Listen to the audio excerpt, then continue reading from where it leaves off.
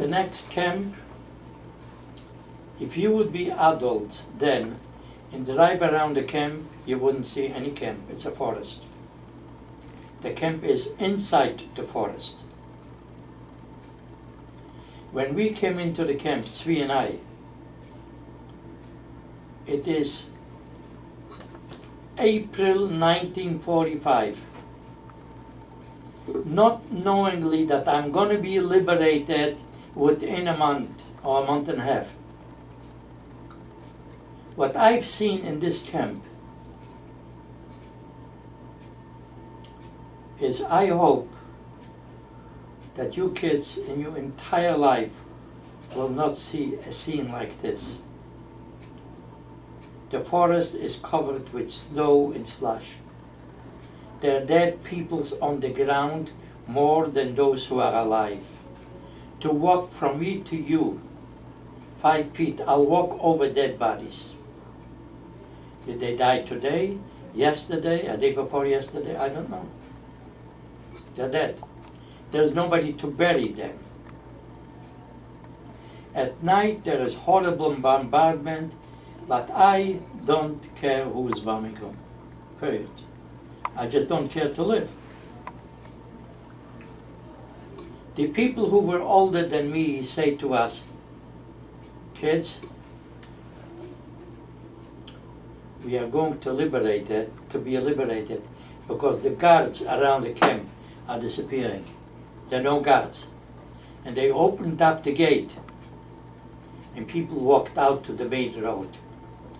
And over there we met the American army, who quickly drove into our camp, picked my brother, was so sick with diarrhea, he leaned against a tree, and I was watching him dying. Actually, watching my only brother dying. And there's nothing in the world I can do to help him. Nothing. The American army came in. I walked over to the jeep. I talked to him either Yiddish or Polish, which I only realized later on that nobody understands that language. But they didn't need to. When they looked at what's going on, they put all those live people on the jeeps with stretchers, took them straight to the hospital. I went to a DP camp with the American army. My brother went to the hospital.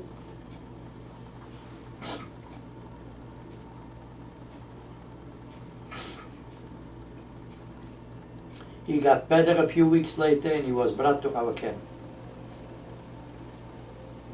Now the war is over for me. I would like to go back to my little town. I'm too young and too naive and so uneducated, not realizing that the Jews have not survived. People older than me tell me, and my brother, kids, the Jews are not in your town. The Jews have not survived. So where do we go?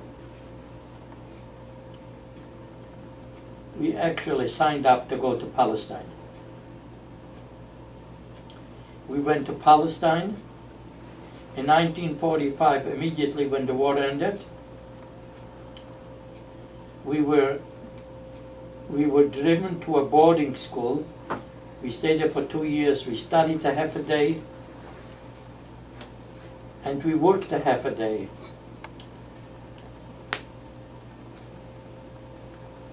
And within no time, I can read, write, and speak Hebrew, and I can see in the newspapers that the United Nations has granted the Jewish state in 1947, in November, and an Arab state. The Jews quickly jumped at the opportunity and said, okay, we will get that little Jewish state. The Arabs quickly jumped at the opportunity. They said, no, we are going to kill those Jews. And they made war on us. By the next year, 1948, in May, the last British soldiers left the state of Israel, the state left Palestine, and the Jewish Prime Minister declared a Jewish state, and I enlisted into the Jewish army.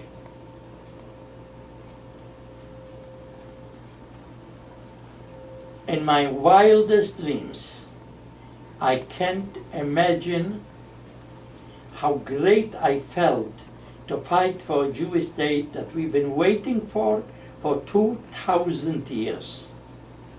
Everybody on this earth has a state, a place where he was born and he belongs there.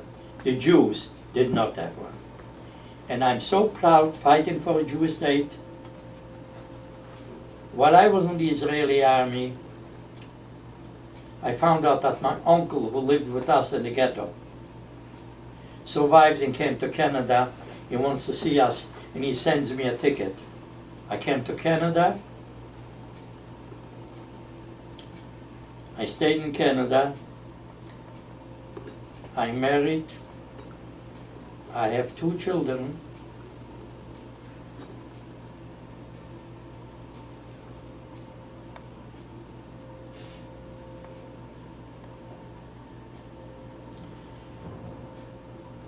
And 4 grandchildren.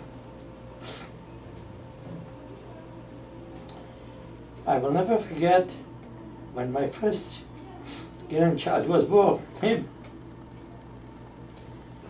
I went to the hospital, and his father, God bless his soul, brought him out from the delivery room. And he says, Daddy, the Nazis did not succeed. We have a little Rosenblat. And this is more or less the end of my story.